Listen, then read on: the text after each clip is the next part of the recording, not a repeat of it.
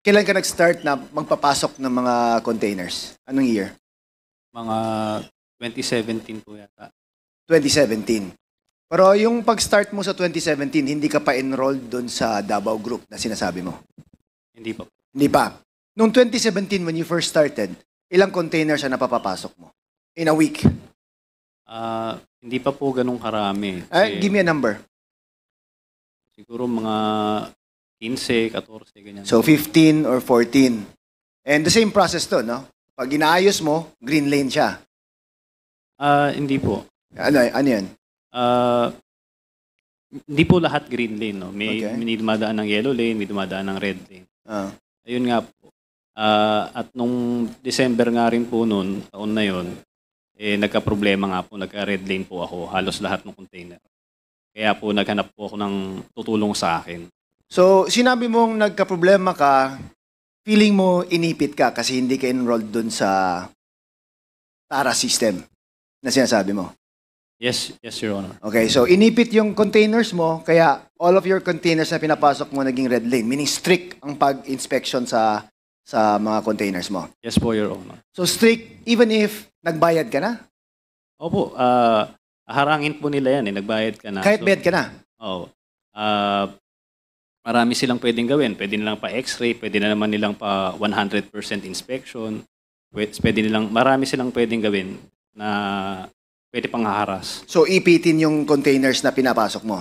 Yes po, Your Honor. Okay, now, ang payment mo sa per container is 170 na mention mo kanina. Opo.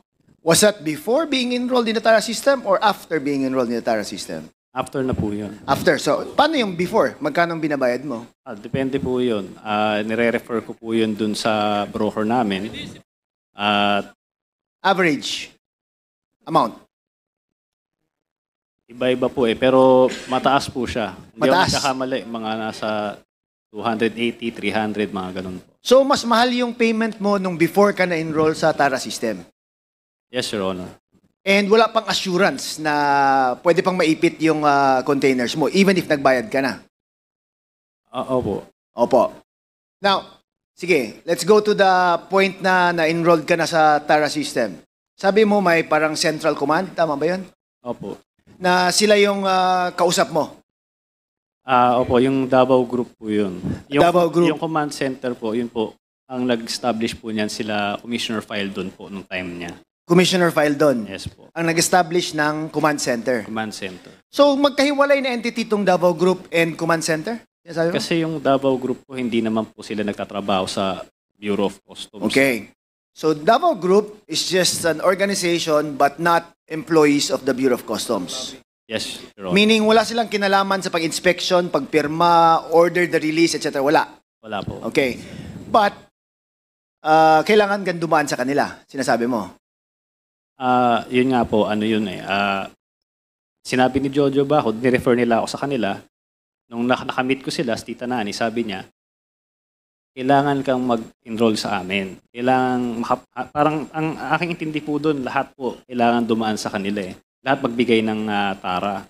Kung hindi ka magbibigay sa kanila, i-hold nila yung container mo. Kasi may command center Ito yung enrollment na sinasabi mo. Opo. Yung 5 million ba ang sinabi mo? Yes, Your Honor. Ang 5 million na to is in relation also to the testimony mentioned, offered by Councilor Small Abellera. Tama ba yun? Yes, Your Honor. Yun ang pagtahi mo doon, di ba? Na you met with Councilor Small Abellera para ibigay yung 5 million. Opo. Supposedly para kanino yung 5 million? Ayun, sabi nila sa akin, puntahan ng Davao, ibigay mo kay Pulong Duterte. So may text po ako noon. Pero nung pagdating ko po doon, hindi ko naman po nakamit yung So tao. never mo ring na-meet si Pulong Duterte? To be fair with the congressman? Never. Opo. Okay, si Small Abellera nakausap mo? Yan po, opo. Kanino mo binigay yung 5 million pesos? Sa kanya po. Kay Small Abellera? Yes po. Siya lang mag-isa? At that time? Opo. Ako, si Jack, tsaka si Small. Okay, sino yung Jack? Siya po yung isa kasama rin sa Davao Group. So, dahil wala naman akong kakilala sa Davao, first time ko pumunta doon at wala rin akong dahilan para pumunta doon. So, siya yung sumundo sa akin sa airport. At dinala niya ako doon sa restaurant. Kung saan kayo nagkita ni Small Abellera? Small, opo. At doon mo binigay yung 5 million? Doon ko po binigay. Okay, now enrolled ka na. Ano nangyari sa shipments mo after enrolled ka na? Ayun po, naayos naman siya. Maayos na ang pagpasok. Opo. Okay. Now, sino ang lumalapit din sa'yo para ipapasok yung shipment nila? Kahit sino lang? Yes po. Kahit sino na shipper? Kung sinong gustong mag-inquire, opo. So, hindi ko makuha to eh. You paid 5 million to enroll, yet ang payment mo for containers actually went down. Bumaba. Nagmura siya eh. Di ba? It's cheaper than the previous amounts na binibigay mo. Tama ba? Kasi po, yung duties and taxes nun, mas mataas po talaga. Doon sa first, before enrollment sa TARA Opo, system. talagang mas mataas po talaga siya. Kasi itong sa 170,000 na to, hindi mo talaga siya magagawa ng legal eh. Kasi 40,000 lahat nung...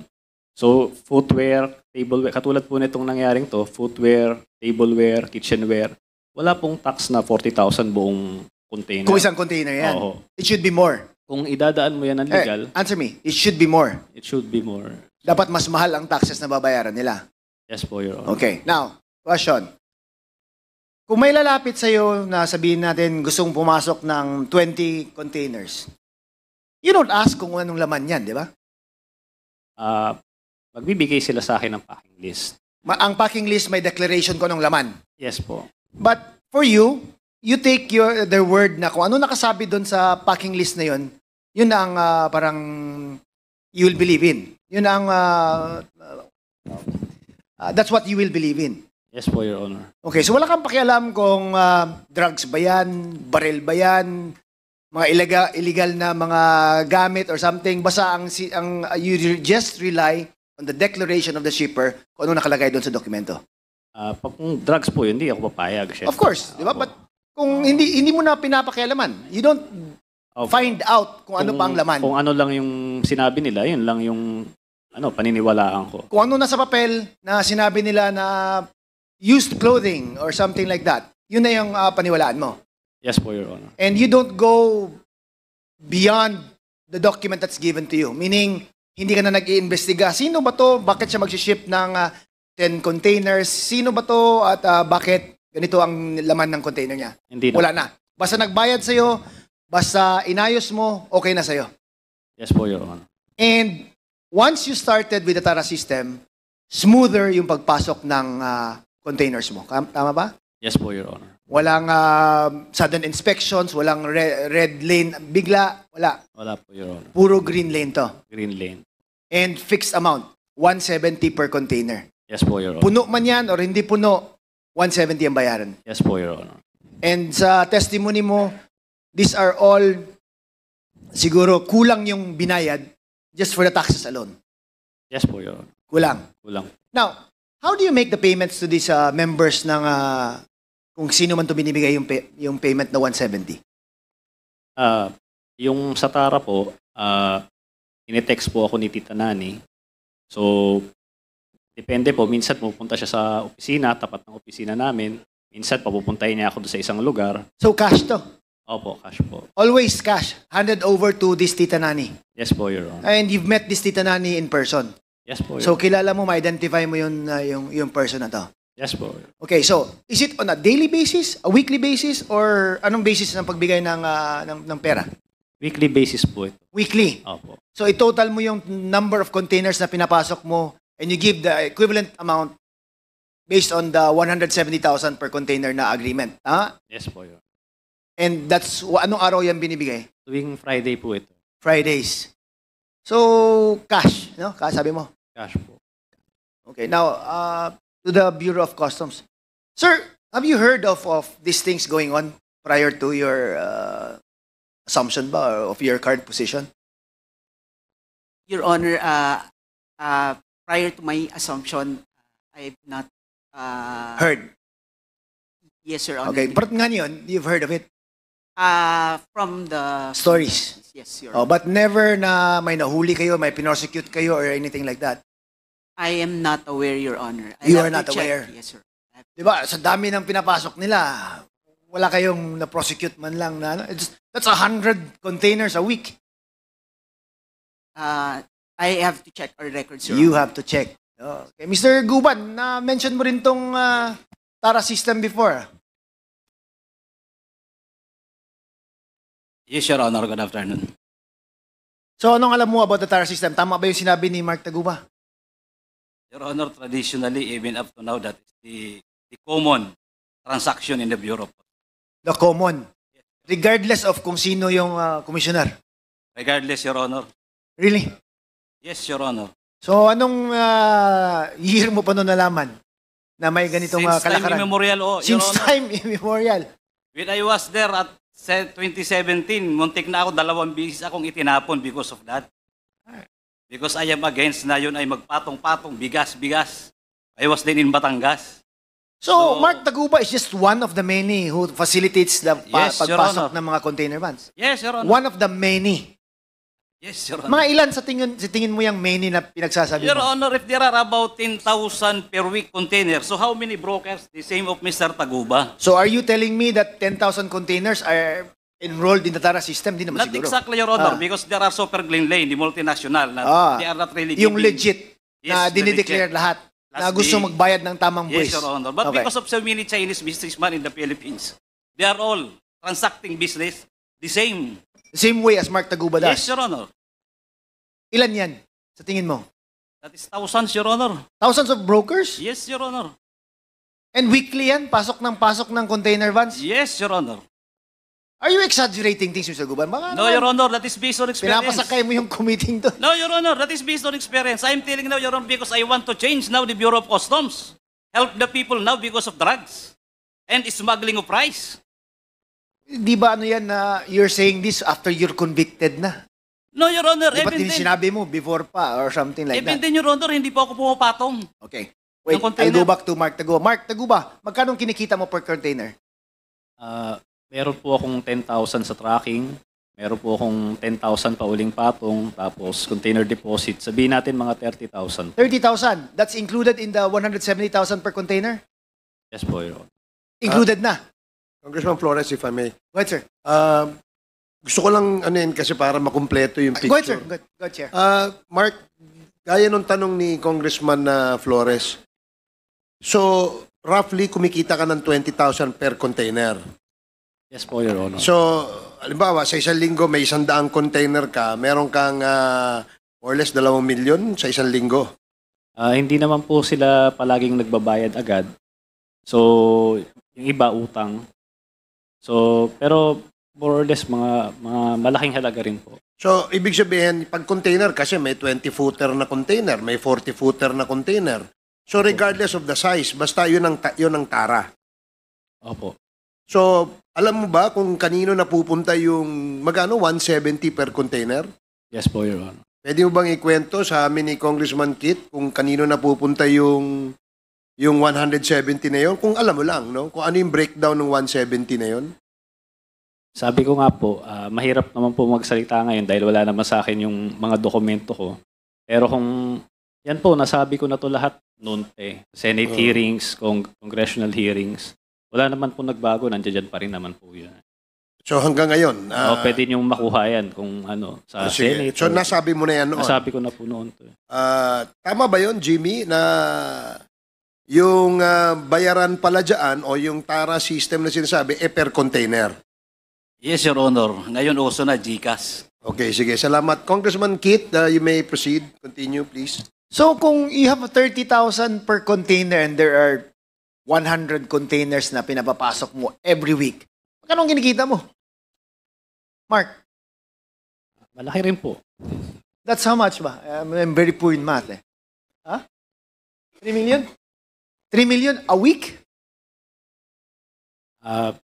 Yes, Your Honor. Uchaks. Oh, sorry. A week yan, ha? Your Honor, hindi lagi dahil po yung mga Chinese po hindi naman po talaga sila kaagad nagbabayad. O sige, if you compare yourself to the other mga yung nagpapapasok ng containers, small time ka ba, big time, or medium? Wala, small time lang po. Small ako. time ka lang. So may ibang mas nagpapapasok pa ng mas malaking number of containers kaysa sa'yo? Opo. Every week? Meron po, marami po. With the indulgence, Mr. Chair of Congressman Kit Flores, gusto lang in relation to what you're saying, Yung 170 na binabayaran mo, Mark, yun ay talagang walang resibo yon na anuman. Walang kinukuha sa yung resibo anuman. Hindi ka binibigyan ng resibo, whatever. O magkano niresibuhan doon? Sa Tara po ba ito? Sa Tara meron. Sa Tara po ba ang sinasabi ninyo? Hindi, yung 170 binabayaran mo. Meron po. Kaya nga po, sabi ko po noon pa ito sa Senate. Okay, magkano yung niresibuhan doon? Iba-iba po yan. Meron pong shipping line, meron pong customs duties. Okay, magkano yung lagay doon sa 170? Hindi ko na nga po kasi 160 ang lagay. Hindi ko na nga po kasi pero lahat po yan. Pero palagay ko, meron kang journal na tinatago sarili mo na nakalagay doon yung presyo ng binigay mo. Correct? Meron kang journal, meron kang sariling notebook. Ilista mo yan eh. Alam nga na maibigay mo yan na wala ka man lang record sa sarili mo. Sure. Meron ka nun. Tama? Wala. Wala. Ba? Anong klaseng businessman ka? Kung hindi mo nare-record yung yung binibigay mo. Kung ilan po ba yung mga... Meron po. Yung pala meron. I-submit mo dito yung record. Di ba? Meron ka niyan. Businessman ka eh. Alam ko po kasi, yung hinahanap niyo po, na meron na po yan nabigay na nga po sa Senate dati noon. Bigay sa Senado pero wala sa amin. Ang inaano ko ganito, binanggit mo kanina kay Congressman Flores na 170 per container ang binibigay mo, correct? Yes po, Your Tinanong kita kung magkano niresibuhan doon. Hindi mo masabi kung magkano niresibuhan doon. Hindi mo rin masabi kung magkano lagay na binibigay mo. Sapagkat yung lagay, walang resibo yun eh. Yes po. Kasi kung may resibo yun, may money trail yun. Yes po. Tama ba ako? Customs. Tama ako, di ba?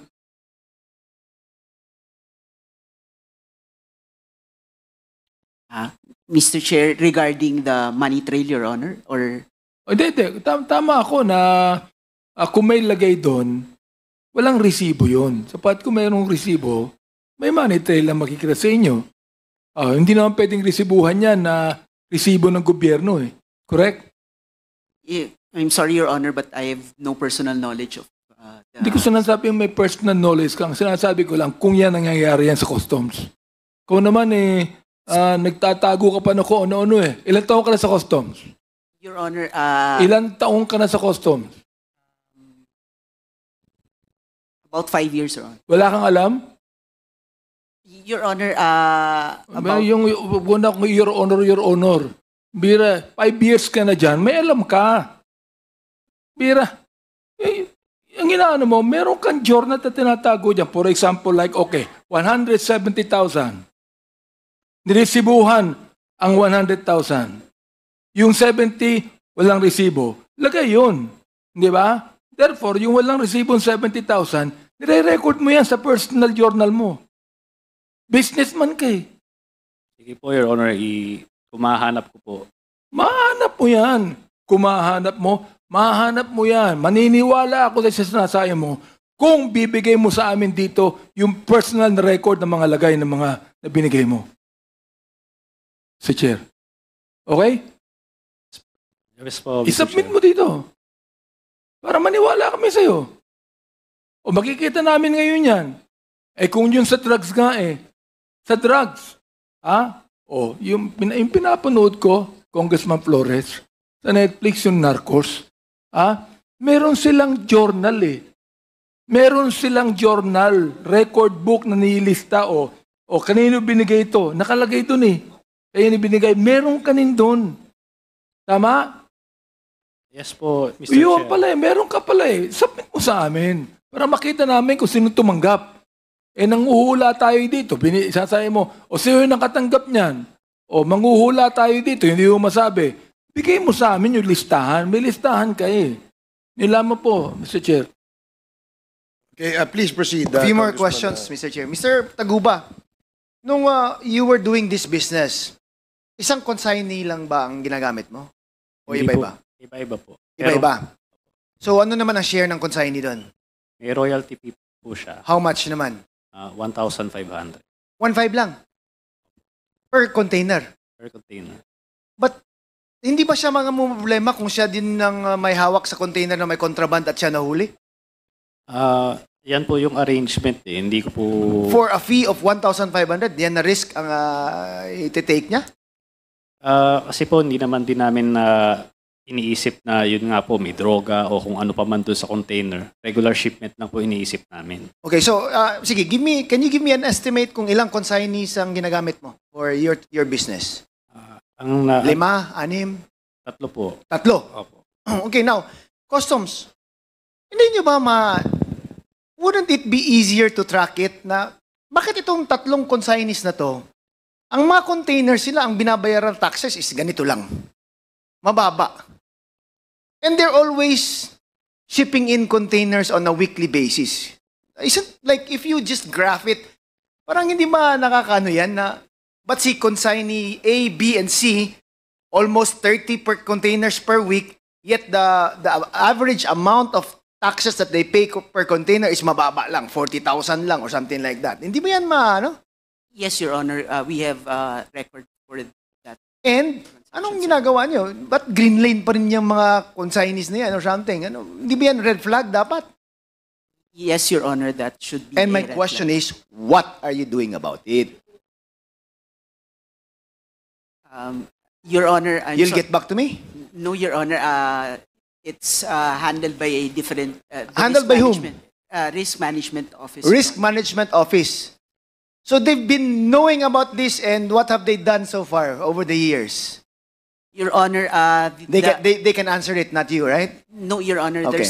There's a parameter, Your Honor. So Alright. they adjust the parameter accordingly, Your Honor. Kasi parang sa akin, it's impossible not to figure it out eh. Na itong si consignees na to, parang bakit ang mura ng taxes na binabayaran nila? Di ba? Ba't palaging may containers na pumapasok, yet always cheap lang yung taxes that they're paying. Sa akin, that's red flag already. Parang we should, I think, take a look at it. After 3 weeks siguro, tingnan nga natin to on the 4th week kung ano ba talaga yung mga laman ng container sila. Bakit 40,000 lang binabayaran per container? And that's in just 3 weeks. We've been here for years. Walang nangyayaring ganun. Ano bang nangyayari dyan sa customs, Attorney Buko? As I've mentioned, Your Honor, there is a group who is in charge of that, Your Honor. All right. Thank you. Thank you, Mr. Chair. Mr. Chair. Thank you, Congressman Flores. Mr. Yes, Chair.